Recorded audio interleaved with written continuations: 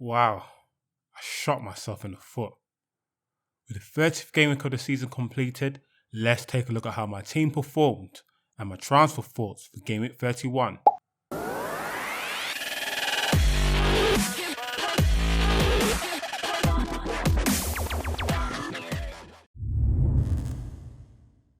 Following up from my last video, ahead of game week 30, I was contemplating two transfer options, either to trade Son for Mane or Jimenez to King, and guess which option I went for? Yep, you guessed it, the wrong option. As a result, for game week 30, I got a disappointing 40 points, 8 points below the game week average, resulting in a red arrow, dropping my ranking by 90,000 places. I worked out if I kept Jimenez and trade Son for Mane instead, I would have ended up with 60 points and the green arrow. Man, if only. In the My FPL Strategy League, my position has 2 dropped. Shout out to Smithman FC, who has retained the top spot for the second week running. Now reluctantly, let's take a look at how bad my team performed and my transfer thoughts for game week 31. Man City's clean sheet run comes to an end in a 3-1 victory over Watford. On Twitter, hours before the transfer deadline, I was considering playing Boretz from Bournemouth up against Huddersfield over EDERSON. However, not brave enough to make the call, I tweeted out a poll and made a public decide. With almost 70% of the vote for the City goalkeeper, I decided to go with the Brazilian. But as we all know, it proved to be the wrong decision. City conceded just the 1 goal, whilst Bournemouth kept a clean sheet. Thus, in the end, EDERSON only returned 2 points. City blanks before they embark a good run of fixtures. My plan is to keep EDERSON in the squad and play Boretz in game week 31. The Reds' clean sheet run comes to an end in a 4-2 victory over Burnley. In terms of defensive work, Robertson had a quiet game. However, the Scotsman did frequently make some intelligent runs and was perhaps unlucky not to pick up an assist for Wijnaldum's chance in the second half. But due to conceding 2 goals on this occasion, Robertson only returned 2 points.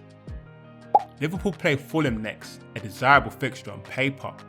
Despite not recording a clean sheet against Burnley, Liverpool have only conceded 3 goals in the last 6, so the likelihood for a clean sheet against Fulham looks promising.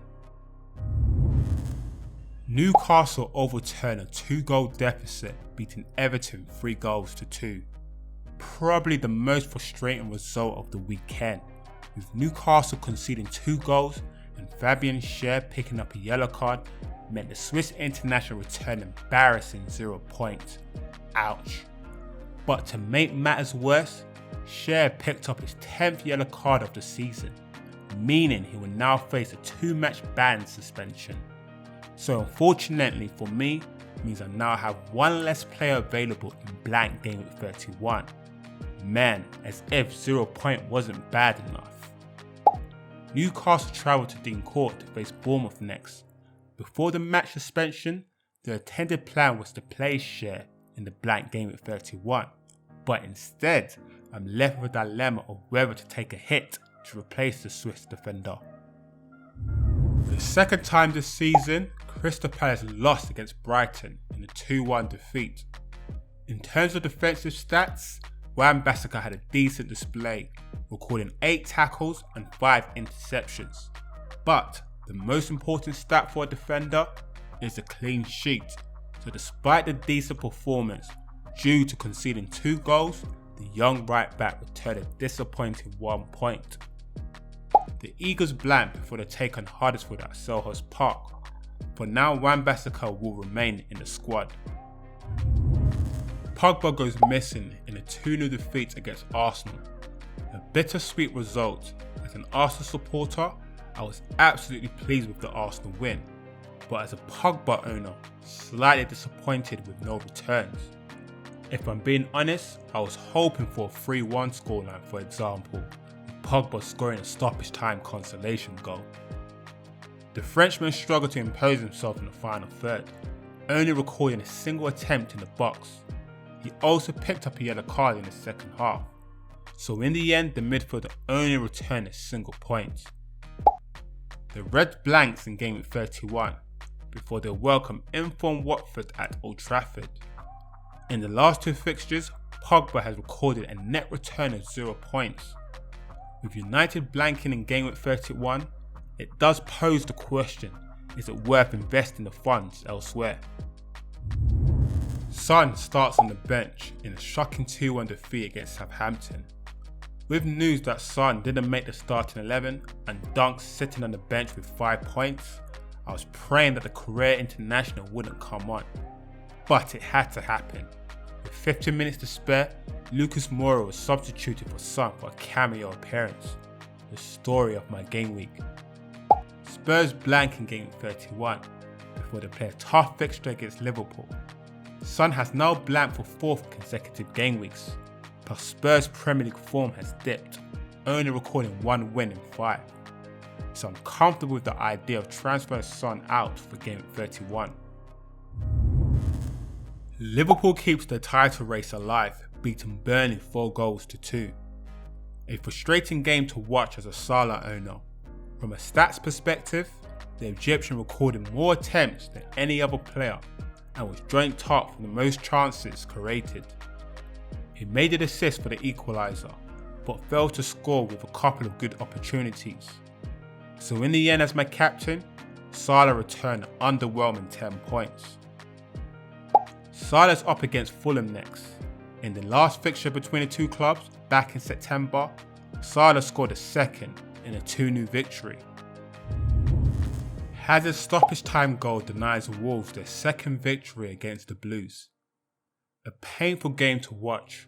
With the horror results on Saturday, I was desperate for my Chelsea assets to deliver some FPL points. With less than 5 minutes to spare, it looked like Hazard was going to blank at home for the second time. But, literally from nowhere, the Belgian international showed his quality with a low drilled strike equalising the scoreline. So much to my relief, Hazard returned a well needed 10 points. Chelsea travelled to Goodison Park to play Everton next. To my surprise, the last two fixtures between Chelsea and Everton have ended up in a goalless draw. So I'm hoping this won't be the case, as I currently have 2 Chelsea players in my squad. James WARD-PROWSE stunning free kick caps the Saints' comeback against Spurs.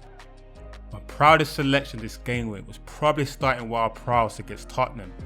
It's a decision like this that reminds me that sometimes form takes precedence over fixture. With less than 10 minutes to spare, the English midfielder delivered another pinch-perfect free kick, scoring his 6th goal in 9 games, clearly on top form. His overall performance earned him 3 additional bonus points, returning a solid 10 points. Southampton blanked before they played a decent fixture against Brighton. With WARD-PROWSE's current form, my intention is to keep hold of the English midfielder as a cheap differential. Bournemouth sealed a long overdue win, beating Huddersfield 2-0. Probably the most annoying announcement this game week was seeing a starting lineup with Wilson up front. Literally at that very moment, I knew I had brought in the wrong striker. And what happens?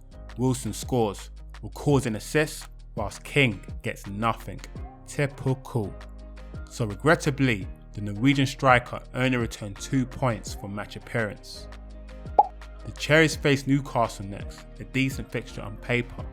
Admittedly, ahead of Game Week 31, I would prefer to have Wilson than King in my team, and doubling up with 2 Bournemouth strikers doesn't feel sensible. So for now, for Game Week 31, I'm stuck with Joshua King. A frustrating game for Higuain in a 1-1 draw against the Wanderers. Not much to say here, started the game well, but gradually faded away. Did manage 5 shots in the box, but only recorded 2 on target. In the end, the Chelsea new number 9 only returned 2 points per match appearance. Higuain's next challenge is a away match against Everton.